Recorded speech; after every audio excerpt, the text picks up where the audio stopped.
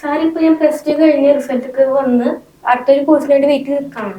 അപ്പോ എഞ്ചിനീയറിംഗ് കോഴ്സിനെ കുറിച്ചിട്ട് കുറെ കേട്ടിട്ടുണ്ട്. അപ്പൊ അതില് കീം എഴുതണോ അതോ എഞ്ചിനീയറിംഗിൽ കടക്കുമ്പോ അതിൽ ഏത് ഫീൽഡാണ് നല്ലത്, അതിനെ കുറിച്ചൊരു അഭിപ്രായം. ഇന്ന് ഏറ്റവും കൂടുതൽ കുട്ടികൾ പ്രൊഫഷണൽ വിദ്യാഭ്യാസ രംഗത്തിലേക്ക് കടക്കാണ്. അപ്പൊ അവരെ സംബന്ധിച്ചിടത്തോളം 4 കൊല്ലത്തെ എഞ്ചിനീയറിംഗ് എന്ന് പറയുന്ന കോഴ്സിന്റെ ഒരു അഡ്വാൻറ്റേജ് എന്ന് വെച്ച് കഴിഞ്ഞാൽ ഏറ്റവും ചെലവ് ചുരുങ്ങിയിട്ടുള്ള ഒരു പ്രൊഫഷണൽ കോഴ്സ് ഏതാണെന്ന് ചോദിച്ചു കഴിഞ്ഞാൽ അത് എഞ്ചിനീയറിംഗ് ആണ്. ഏകദേശം നമുക്ക് ഒരു കൊല്ലം 50,000 രൂപയാണ് ചെലവ് വരിക. അപ്പൊ 4 കൊല്ലം എന്ന് പറയുമ്പോൾ നമ്മളെ സംബന്ധിച്ചിടത്തോളം 2 ലക്ഷം അല്ലെങ്കിൽ ഒരു 2.5 ലക്ഷത്തിന്റെ ഉള്ളിൽ നാട്ടിൽ തന്നെ ഒരു സ്വാശ്രയ കോളേജിൽ പ്ലസ് ടു കഴിഞ്ഞ് കഴിഞ്ഞാൽ പഠിക്കാവുന്ന ഒരു ലോ ബഡ്ജറ്റ് കോഴ്സായിട്ട് വരെ നമ്മൾ എഞ്ചിനീയറിംഗ് കോഴ്സിനെ പറയാണ്. പക്ഷേ എഞ്ചിനീയറിംഗ് കോഴ്സുകൾ നമ്മൾ നോക്കുകയാണെന്ന് വെച്ച് കഴിഞ്ഞാൽ കമ്പ്യൂട്ടർ സയൻസിൽ തന്നെ ആർട്ടിഫിഷ്യൽ ഇൻ്റലിജൻസ് എന്ന് പറഞ്ഞ കോഴ്സ്, ഡാറ്റ സയൻസ്, അതുപോലെ തന്നെ AIML artificial intelligence and machine learning എന്ന് പറയുന്ന കോഴ്സ്, IoT നമ്മൾ പറഞ്ഞു ഇൻ്റർനെറ്റ് ഓഫ് തിങ്സ് എന്ന് പറയുന്ന കോഴ്സ്, സൈബർ സെക്യൂരിറ്റി, ഇത്തരത്തിലുള്ള പല കോഴ്സുകളാണ് ഇന്ന് എഞ്ചിനീയറിംഗിൽ കമ്പ്യൂട്ടർ സയൻസ് എന്ന് പറയുമ്പോൾ മാത്രം വരുന്നത്. അതേപോലെ ഇലക്ട്രോണിക്സ് ആൻഡ് കമ്മ്യൂണിക്കേഷൻ എഞ്ചിനീയറിംഗ് ഏറ്റവും നല്ല രീതിയിൽ നമുക്ക് ജോലി കിട്ടാവുന്ന ഒരു കോഴ്സാണ് ഇലക്ട്രോണിക്സ് ആൻഡ് കമ്മ്യൂണിക്കേഷൻ എഞ്ചിനീയറിംഗ് എന്ന് പറയുന്നത്. ഇത് ഞാൻ പറയേണ്ട ആവശ്യമില്ല. നമ്മുടെ വീട്ടിലത്തെ ഗ്രഹോപകരണങ്ങളെല്ലാം നമ്മൾ നോക്കാം. നമ്മുടെ വീട്ടിൽ നമ്മൾ നോക്കുകയാണെങ്കിൽ TV ഉണ്ടാവും, ഫ്രിഡ്ജ് ഉണ്ടാവും, വാഷിംഗ് മെഷീൻ ഉണ്ടാവും, അതുപോലെ തന്നെ മൈക്രോവേവ് ഓവൻ, പിന്നെ നിങ്ങൾക്ക് AC, ഇങ്ങനെ ഏതൊരു വസ്തുവും നമ്മൾ നോക്കുകയാണെങ്കിൽ നമ്മുടെ കയ്യിലൊക്കെ ഇതേപോലൊരു മൊബൈൽ ഫോൺ ഉണ്ട് ഇല്ലേ? ഇതൊരു ഇലക്ട്രോണിക് ഗാഡ്ജറ്റ് ആണ്. അപ്പോൾ ഇലക്ട്രോണിക് ഗാഡ്ജറ്റ് ഇല്ലാതെ നമ്മുടെ ഒരു ദിവസം നമുക്ക് ചിന്തിക്കാൻ പറ്റുമോ എന്ന് ചോദിച്ചു കഴിഞ്ഞാൽ ബുദ്ധിമുട്ടാണ്. ചൈനയിൽ അവർ സ്കൂളുകളിൽ ഒരു പ്രോഗ്രാം അവർ സാധാരണയായിട്ട് കുട്ടികളുടെ ഒരു പ്രോഗ്രാം ചെയ്തു. അത് കുട്ടികളുടെ സർവേ ആയിരുന്നു. സർവേ എന്ന് വെച്ച് കഴിഞ്ഞാൽ അവരുടെ മൊബൈൽ ഫോൺ എല്ലാം തന്നെ കളവ് പോയി എന്ന് പറയുന്ന രീതിയിൽ അത് പാരൻസ് മാറ്റി വെച്ചു. ആ ഒരു ദിവസത്തിൻ്റെ ഡെഡ് എൻഡ് ആയി കഴിഞ്ഞപ്പോൾ, വൈകുന്നേരം ആയി കഴിഞ്ഞപ്പോൾ അവർക്കൊക്കെ മാനസികമായിട്ടുള്ള ഒരു വിഭ്രാന്തി വന്നു എന്നാണ് പറയുന്നത്.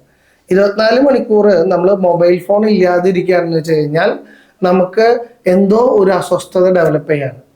അപ്പൊ അത്തരത്തിൽ വരെ ഒരു ഇലക്ട്രോണിക് ഗാഡ്ജറ്റ് നമ്മളുടെ ജീവിതത്തിന്റെ ഒരു ഭാഗമായി. നമ്മൾ പറയില്ലേ, നമ്മുടെ ബേസിക് നീഡ്സ് എന്ന് പറയുന്നത് ഫുഡ്, ക്ലോത്തിങ്, ഷെൽട്ടർ എന്ന് പറയുകയാണെങ്കിൽ ഇപ്പോൾ 4മതൊന്നാണ് എന്ത്, ഇന്റർനെറ്റ് എന്ന് പറയുന്നത്. വൈഫൈ അല്ലെങ്കിൽ ഇന്റർനെറ്റ് ഇല്ലാത്ത മൊബൈൽ ഫോൺ ഇല്ലാണ്ട് നമുക്ക് മുന്നോട്ട് പോകാൻ പറ്റില്ല. അപ്പോൾ അതേപോലെ വേറൊരു കോഴ്സാണ് മെക്കാനിക്കൽ എഞ്ചിനീയറിംഗ്, സിവിൽ എഞ്ചിനീയറിംഗ്, അതുപോലെ തന്നെ textile technology, fashion designing, fashion technology, അതുപോലെ ഇൻസ്ട്രുമെന്റേഷൻ എഞ്ചിനീയറിംഗ്, ഇങ്ങനെയുള്ള അനവധി കോഴ്സുകളുണ്ട്. ഇതെല്ലാം നമ്മളെ സംബന്ധിച്ചിടത്തോളം ഏതാണ് തിരഞ്ഞെടുക്കേണ്ടത് എന്നുള്ളതിനെ കുറിച്ച് നമുക്ക് ഡീറ്റെയിൽ ആയിട്ട് അറിയണം എന്ന് വെച്ച് കഴിഞ്ഞാൽ നമ്മളുടെ കഴിവ് എന്താണെന്ന് അറിയണം. അതിന് നമ്മുടെ അഭിരുചി അറിയണം. അഭിരുചി പരീക്ഷയുണ്ട്. ഇംഗ്ലീഷിൽ നമ്മൾ അതിനെ സൈക്കോമെട്രിക് ടെസ്റ്റ് എന്നാണ് പറയുക.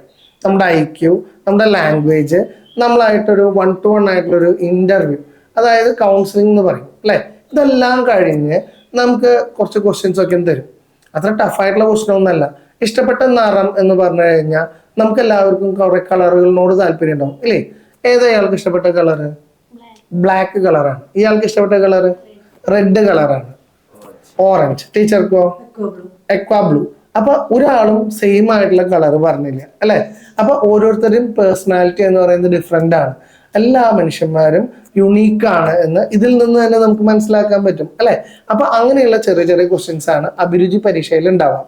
അപ്പൊ ആ ചോദ്യങ്ങളെല്ലാം തന്നെ മനസ്സിലാക്കി കഴിഞ്ഞാൽ നിങ്ങളുടെ ആഗ്രഹം ഉണ്ടാവും. ചിലപ്പോൾ ഡോക്ടർ ആവണം എന്ന് പറയുന്ന ആഗ്രഹമുള്ള കുട്ടിയായിരിക്കും, പക്ഷെ അഭിരുചിയിൽ ചിലപ്പോൾ എഗ്രികൾച്ചർ ഓഫീസർ ആവാനായിരിക്കും നല്ല ഭാവി കാണും. അപ്പൊ അങ്ങനെയുള്ള ഒരു സൈക്കോമെട്രിക് ടെസ്റ്റ് അല്ലെങ്കിൽ IQ ടെസ്റ്റ് നമ്മൾ നടത്തി കഴിഞ്ഞ് അവരുടെ അഭിരുചി എന്താണെന്ന് മനസ്സിലാക്കി അവർക്ക് plan A, plan B, plan C എന്ന് പറഞ്ഞിട്ട് നിങ്ങൾക്ക് ഫസ്റ്റ് ബെസ്റ്റ് ഓപ്ഷൻ ഇതാണ്, സെക്കൻഡ് ബെസ്റ്റ് ഓപ്ഷൻ പ്രിഫറൻസ് ഏതാണ് എന്നെല്ലാം നമ്മളിവിടെ ശാസ്ത്രീയമായിട്ട് പറഞ്ഞു കൊടുക്കുന്നുണ്ട്. കുട്ടികൾക്ക് ഗൈഡൻസ് കൊടുക്കുന്നുണ്ട്, കോളേജിൽ അഡ്മിഷൻ എടുത്ത് കൊടുക്കുന്നുണ്ട്. ഇതെല്ലാം നമുക്ക് ചെയ്യാനായിട്ട് പറ്റും. അപ്പോൾ അറ്റ് എ സ്ട്രെച്ച് എഞ്ചിനീയറിംഗ് ഏത് കോഴ്സാണ് എന്ന് പറയുന്നതിനേക്കാൾ കൂടുതൽ നിങ്ങളുടെ അഭിരുചി എന്താണെന്ന് മനസ്സിലാക്കി അതനുസരിച്ച് മുന്നേറാനായിട്ട് പരിശ്രമിക്കാം.